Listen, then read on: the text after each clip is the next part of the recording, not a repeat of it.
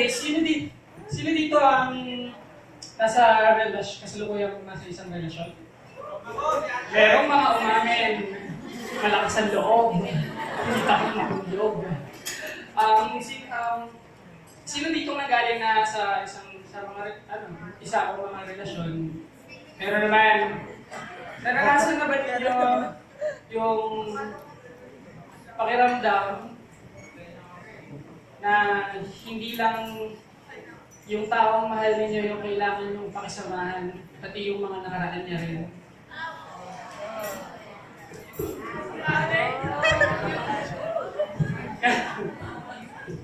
Okay, nasulat ko itong piyesang ito dahil napansin ko na as a people, tayong mga Pilipino, hilig natin i-romanticize yung mga failures natin.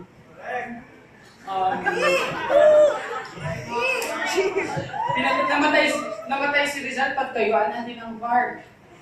Diba? Tapos sumuko ang Bataan, lagyan natin ng malaking krus. Gumawa ang koridor, huwag natin ayusin guys, gawin natin siyang tourist spot, ganyan sa pagkawasan. At sa ating mga personal na buhay, passcode pa rin ang cellphone mo yung anniversary niyo. Or nasa headboard nyo pa rin yung binigay na sa'yo dati. Or bakit nasa iyo pa yung susi ng apartment nyo noon?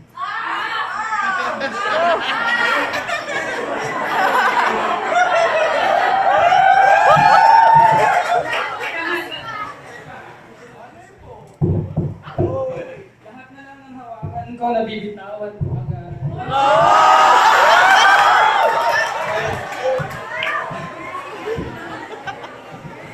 Ang piyasa na ito ay para sa mga tao ngayon, aka kayo.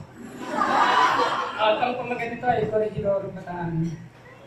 Corregidor Bataan. Thank you.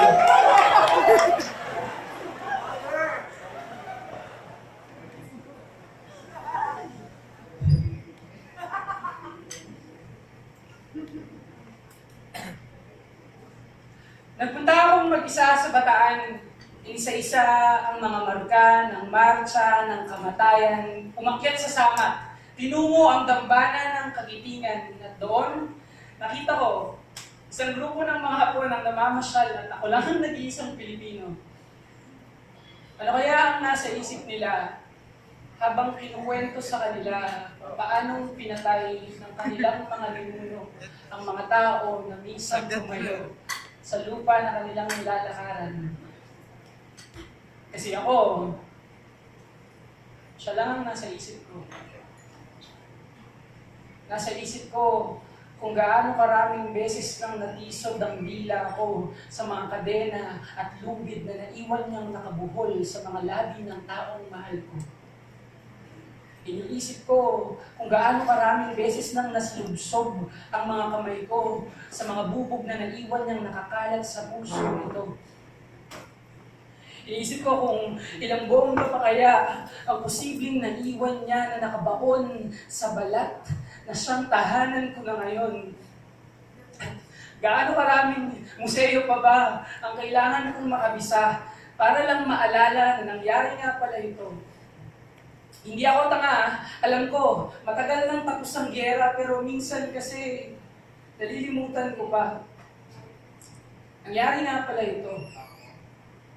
Nangyari nga pala sila.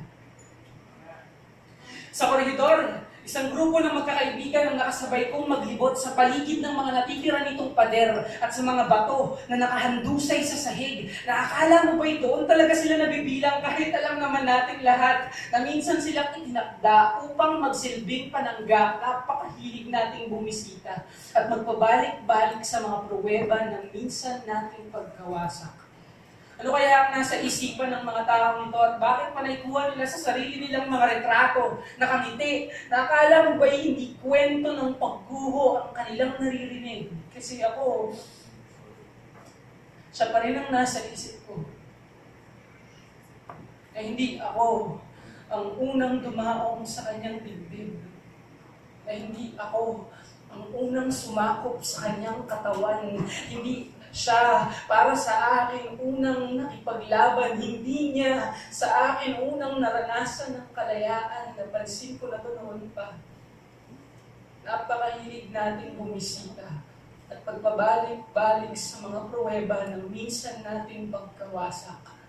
Napakahilig mag-iwan ng mga paalala, pananda, monumento at dambana para sa mga pagkakataong tayo ay nabigo. Uukit ako ng rebulto para sa sarili kong pagsubok.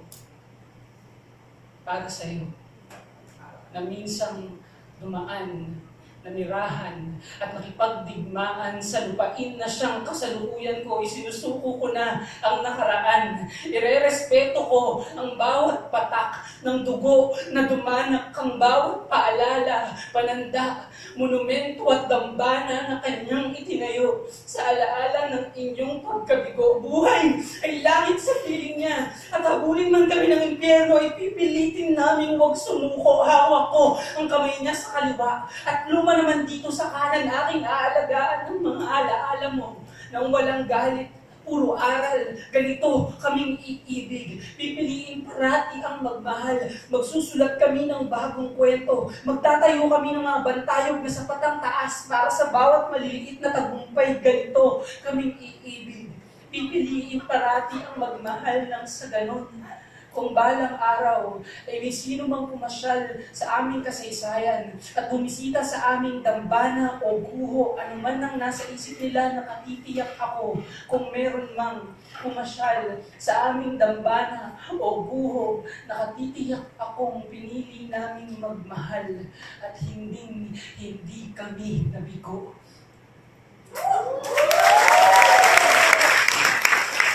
Maraming salamat po sa pag-imbita sa aming